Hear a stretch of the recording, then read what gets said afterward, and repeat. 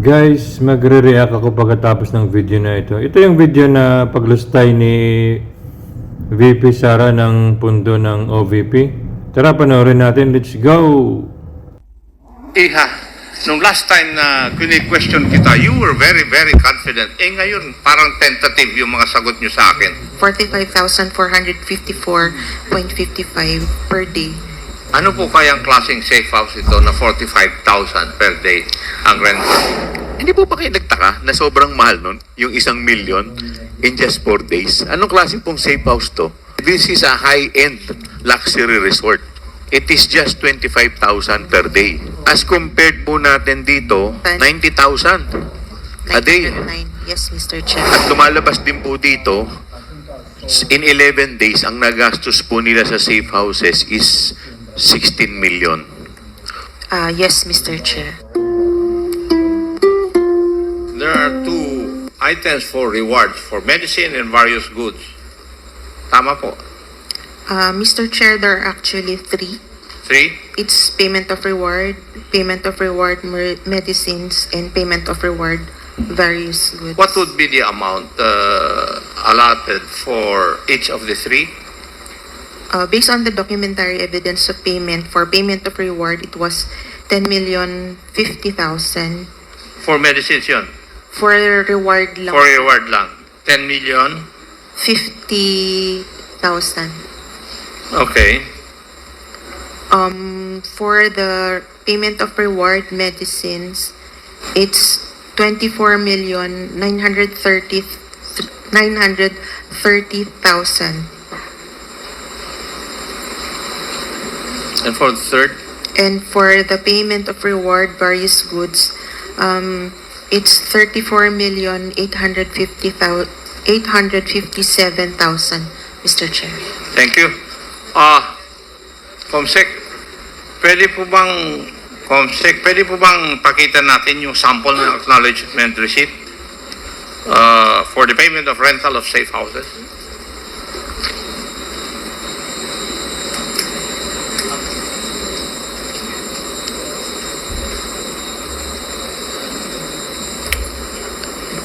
Nakikita nyo, Attorney Camora, yung sample o yung actual acknowledgement receipt na sinabit ng OVP with the names, shall we say, not shown because of confidentiality.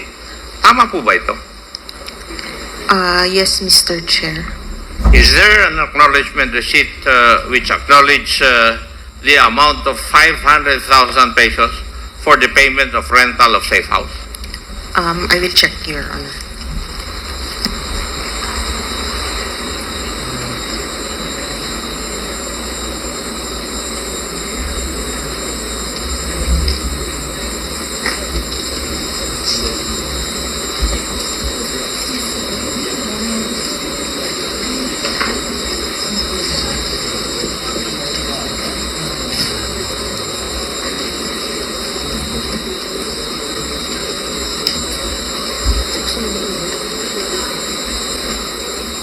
Mr. Chair, may I ask the question again?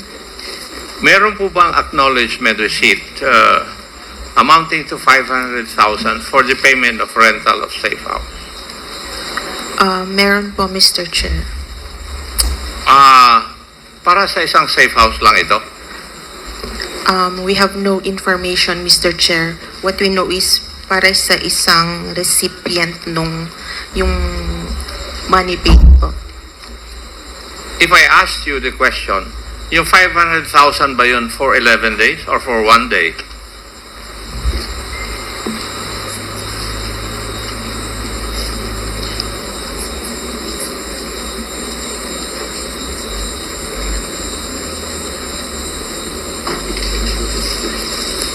Yes, Mr. Chair.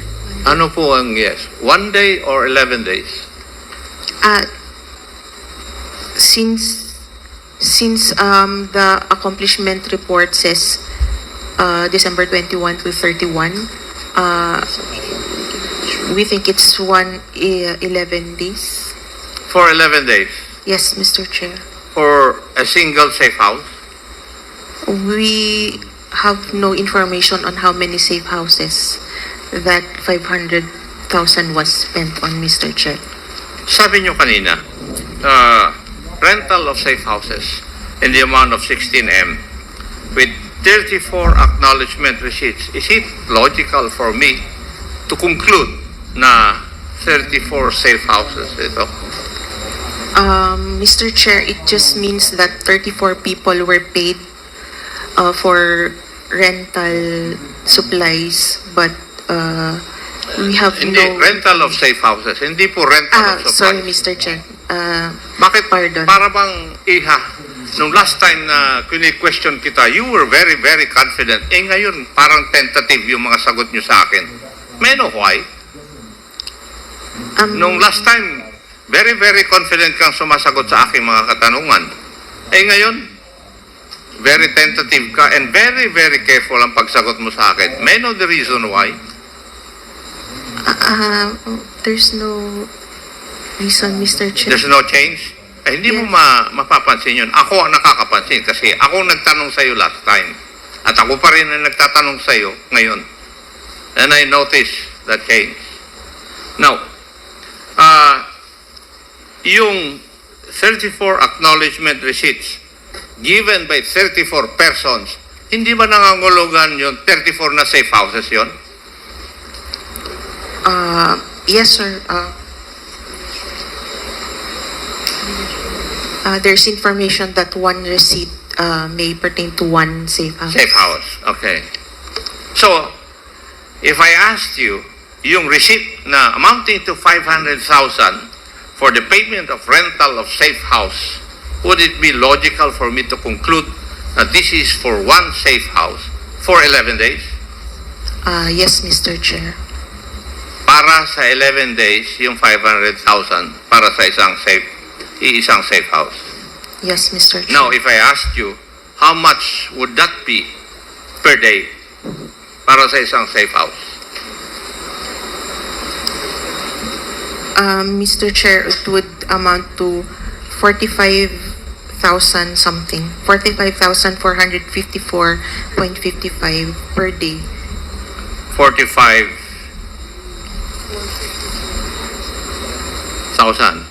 Yes, Mr. Chair. per day. Ano po kayang klaseng safe house ito na 45,000 per day ang rental? Samantalang yung mga ibang magagandang lugar, mas mura pa kaysa rito sa 45,000. Could you give us an idea of that? Mr. Chair, we do not have information on the safe houses. What do you say? You do not have any information about the safe houses? Since you were asking po, Hindi nyo alam kung high class na safe house? no information, Mr. You Chair. do not. Kasi nakapagtataka lang po na ang safe house per day would be rented with 45,000 for one safe house. Di po ba? Hindi kayo nagtataka? Yes, Mr. Chair, but since they have submitted the liquidation reports po. So, as long as an agency would submit yung mga receipts or acknowledgement receipts in their liquidation of the amount, wala na po kayong, you do not have the, shall we say, the wherewithal or the jurisdiction to find out whether the expenditures are reasonable or true? Are you trying to tell us that? It's more on the submission of the... It's more on compliance Yes, with the Mr. requirement. Chair. Yun lang. Yes, Mr. Chair. And you are supposed to be the guardian of the use of public funds. Mr. Chair, one of the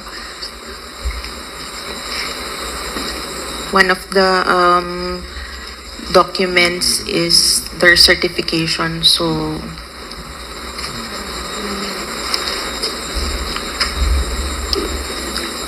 Yun, we that is read- enough. Yes, Mr. Chair. And you do not determine whether it's reasonable or true. Since it is compliance, we often do not. Okay.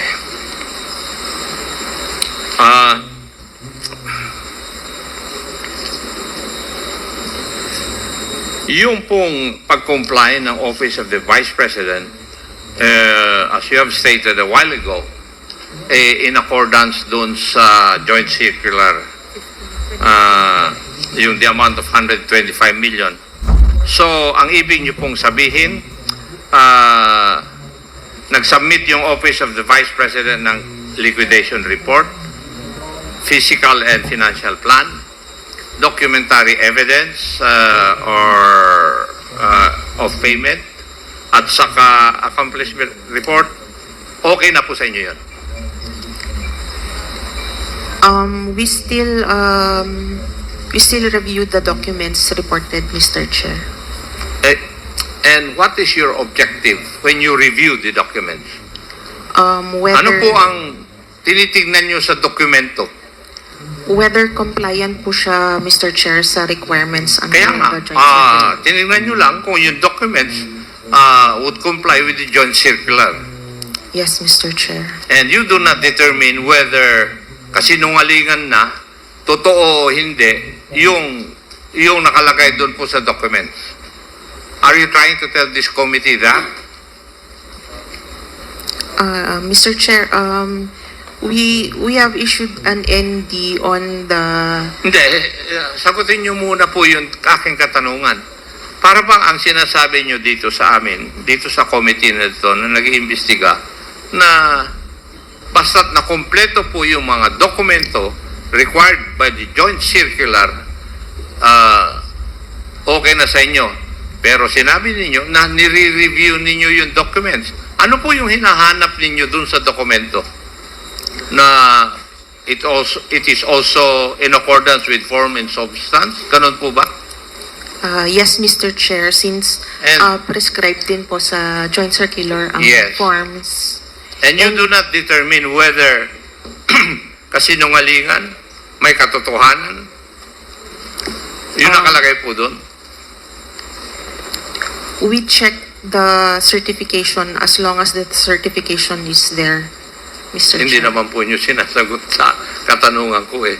Doon sa pagre-review ninyo, hindi kasali na i-review ninyo kung pwedeng totoo yung nilalagay doon o hindi. Mr. Chair, yung ano lang po, submission lang po talaga. Kaya nga, form and substance lang. Yes, Mr. Chair. Okay, whether it's unreasonable, out of this world, you do not care. Unless it's really, really far-fetched. But, Mr. Chair, it's more on submission po talaga ng documents required. Yeah. Sige. I would just like to state na in the last hearing, you confirmed that the liquidation report, all the documents supposed to be submitted in accordance with the joint circular, for the amount of 125 million,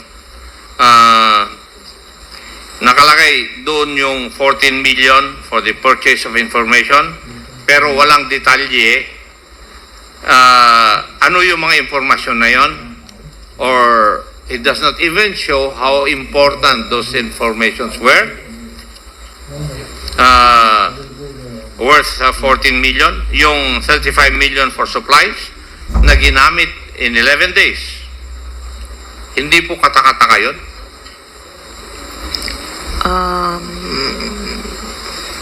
Mr. Chair, 35 million for supplies in 11 days.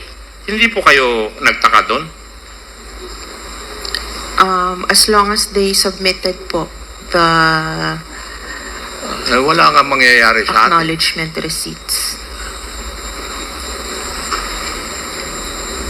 So long as they submit the acknowledgement receipts. Yes, Mr. Chair. Okay. Further, Mr. Chair, yung accomplishment report, it does not require further details po.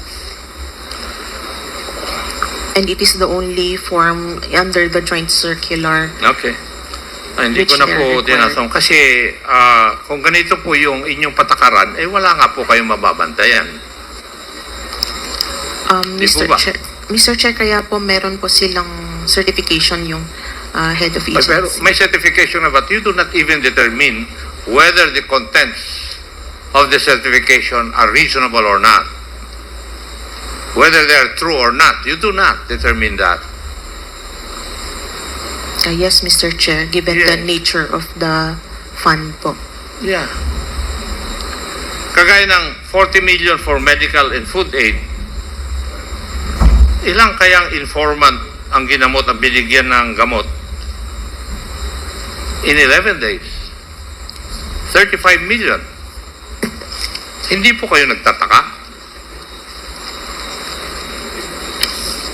For supplies po, Yes. Hindi po ba? there Report were nyo kanina 69 for recipients. medical and food aid, 40 million. Di po ba? Yes, Mr. Chair. Yes. And for 11 days to be spent for medicine, medical aid. Hindi kayo nagtataka? Paano na-spend yun in 11 days? 5 of which are holidays. Mr. Chair, given the nature of the fund, it's confidential. Doon po kayo bumabalik dun sa nature of the fund palagi eh. Yun Otherwise, ang napapansin Mr. ko Chair, na doon kayo nagko-cover. Pero definitely, your job is to see to it that public funds are spent properly. I asked you that. Yes, Mr. Chair. Yes.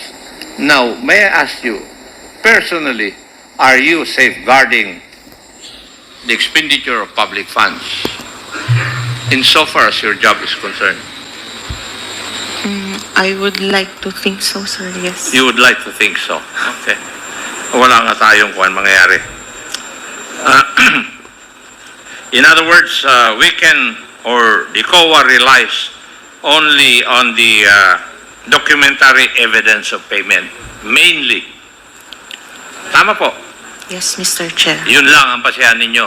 Yes, Mr. And yung documentary evidence of payment, whether it is a lie, a truth, reasonable or unreasonable, you do not care. That is what you're trying to tell us. Guys, grabe. Amoy corruption na naman. Dati, 125 million in 11 days. Ito bago na naman.